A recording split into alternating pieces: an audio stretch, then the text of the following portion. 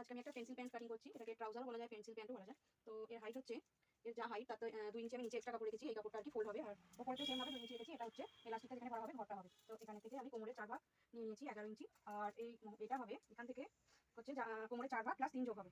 তো প্যান্টের middle point বার করবো। এখানে মিডল পয়েন্ট হচ্ছে আমার 6.5, 6.5 এখানে যতটা নেবো এখানেও মিডল পয়েন্ট বার করে এটা মুহুরি করতে হবে আমাকে 12। তো সেই হিসাবে এদিকে 3, 3, 6 নেওয়া হয়েছে। আর এটা হচ্ছে আমার সামনের পার্ট। এরপর আমি পিছনের পার্ট কাটিং করবো। এটা হলো আমার সামনের পার্টটা বসিয়ে আমি পিছনের পার্টটা কাটবো। পিছনের পার্টটা আমাকে এক্সট্রা 2 ইঞ্চি উপরেও নিতে হবে, ঠিক সাইডেও একইভাবে 2 ইঞ্চি করে এক্সট্রাটা নিতে হবে। আর এই যে মাঝখানটা সমান হবে, উপরে 2 ইঞ্চিটা রাখা হবে না, এইভাবে তির্যকভাবে দাগটা দিয়ে নেবো। দিয়ে এবার আমি পিসটা কেটে নেবো। এভাবে এই যে পিছনের পার্টটা আমি ওপরটা মাঝখানটা 2 ইঞ্চিটা রাখবো না, এখানটা ডাউন দেবো, দিয়ে এভাবে কাটবো। শেষে আমাকে এবার এই দাগটা কেটে নিতে হবে। এটা দুটো একইভাবে হবে, শুধু 2 ইঞ্চি বেশি যেটা পিছনের পার্টে হবে সেটা ওদিকের সাইডটা হবে। এই সাইডটা একইভাবে দুটোকে সমানভাবে কাটা হবে। এবার আমি এটাকে সেলাই করবো।